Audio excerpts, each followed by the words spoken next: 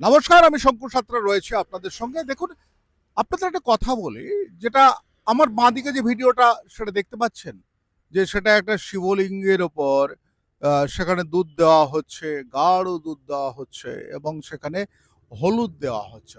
অর্থাৎ যেটা আমরা আমাদের রীতি অনুযায়ী, ধর্মীয় রীতি অনুযায়ী শিবের মাথায় যেটা করে আসি, সেটাই ওখানে করা হচ্ছে। দেখুন, এটা হচ্ছে আমাদের বিশ্বাস, এটা আমাদের ধর্ম আর ধর্মীয় বিশ্বাস। আর এই বিশ্বাসে মানুষ কিন্তু আত্মার শান্তি পায়, তার বাইরে কিন্তু কিছু পায় না। আপনাদের একটা কথা বলি, যে দেখুন, সব থেকে বড় কথা যেটা হচ্ছে আহ, দুধ, যে পরিমাণে দুধ ঢালা হলো, মিনিমাম 5 কেজি ওই রকম দুধ ঢালা হলো। তারপর হলুদ, অর্থাৎ হরিদ্রা বলা হয়, হলুদ ঢালা হলো। ভাবুন তো, কত মানুষ দুধ খাওয়ার জন্য তারা কি করে, তারা কিন্তু হন্যে হয়ে ঘুরে বেড়ায়। দুধের এই মুহূর্তে দাম যা, এই রকম ভাবে যদি নষ্ট না হতো, তাহলে বোধ হয় অনেকটা সুবিধা হতো, তাই না?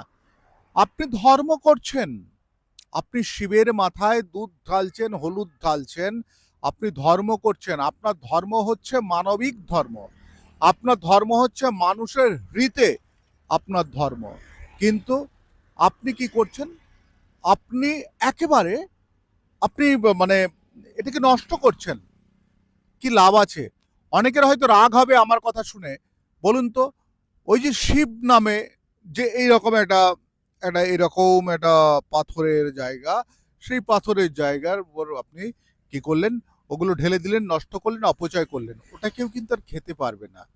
আর দিনের পর দিন মানুষ অপুষ্টিতে ভুগছে। সেই অপুষ্টিতে ভোগা মানুষগুলোর কি দায়, কি দোষ করেছে? আপনারা যদি দুধ এইভাবে নষ্ট করে দেন, যদি এভাবে হলুদ নষ্ট করে দেন, স্পাইস, হলুদ হচ্ছে আমাদের অনেকটা প্রয়োজনীয়, এইভাবে যদি নষ্ট হয়, তাতে ন্যাচারালি মার্কেটে এটা শর্টেজ হয়। কারণ এটা মানুষের পেটে গেল না, এটা অন্যভাবে এটা নষ্ট হলো। তাতে কি হয়? দুধের দাম বাড়ে। তাতে কি হয়? তাতে হলুদের দাম বাড়ে। এইরকম কেউ হয়তো ঘি মাখান, কেউ হয়তো তেল মাখান। যদিও এগুলো সব আপনারা যারা এগুলো করে থাকেন, বেশিরভাগই রয়েছেন তারা নকল জিনিস ব্যবহার করেন। ভাবুন তো, এই যারা নকল জিনিস ব্যবহার, নকল ঘি, নকল মধু, নকল হলুদ, নকল দুধ ব্যবহার করেন, আপনারা ভাবুন, আমি নকল ধরে নিলাম, তাহলে সেই নকল ধরে নিলে একটা জিনিস বুঝুন, আপনাদের ভক্তি কোথায়? আপনাদের ভক্তি বলে কিছু নেই, ভক্তির মধ্যে প্রতারণা রয়েছে। আর যারা সত্যি সত্যি জিনিসগুলো দিচ্ছেন, তাদের উদ্দেশ্যে আমি বলি, মহাশয়, ওটা ওখানে না ঢেলে মানুষকে খেতে দিন। আপনারা পাপ পুণ্য বলে অনেক কিছু বলেন, পাপ পুণ্য কোনো কিচ্ছু নেই, স্বর্গ নরক কোনো কিছু নেই।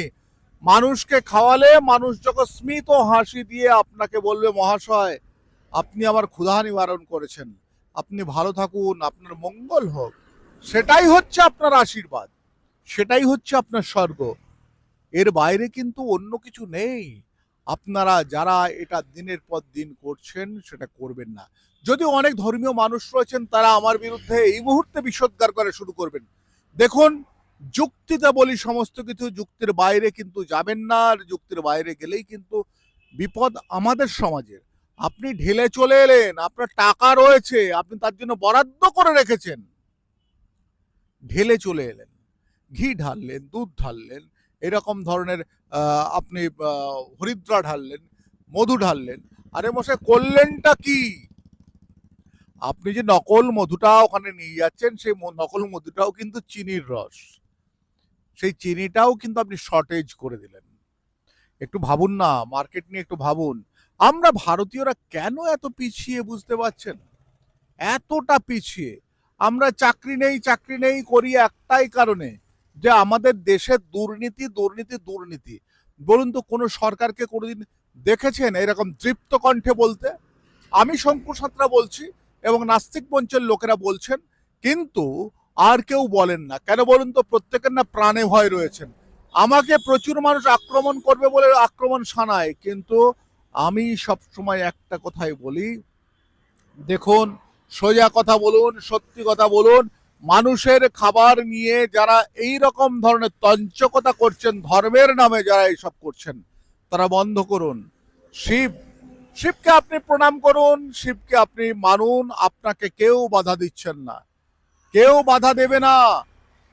শুধু একটাই কথা আপনাদের কাছে, মহাশয়, মানুষের পেটের খাবারটা কেড়ে নিয়ে অযথা নষ্ট করবেন না।